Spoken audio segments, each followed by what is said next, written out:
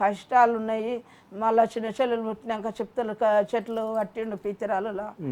బండి నింపినాము. బండి నింపి చిప్తలు గంప ఏంది టిప్పలు ఎత్తుకొని దరగకు పోతుంటిమి. దరగకు పోయి అమ్ముకొని వస్తే కుట్లు ఇచ్చుకపోయినాయి నాకు.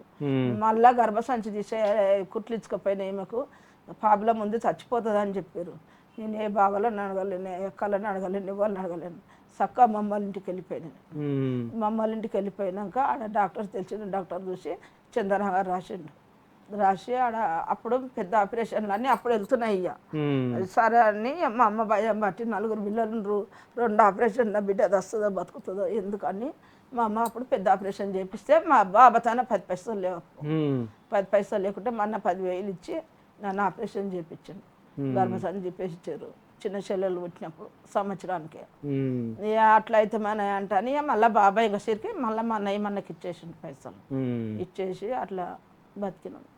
ఇప్పుడు ఇవ్వాల్సిన సంసారం మళ్ళీ కయ్యం నుంచి ఇంత అంత ఇండ్లు కట్టుకొని గడ్డాములు అని వేసి మేము ఇవ్వలేం, పంచుకోలేం, చేయలేము. ఆడవ గడ్డాం గీడవ గడ్డాం అంటాను వేసారు.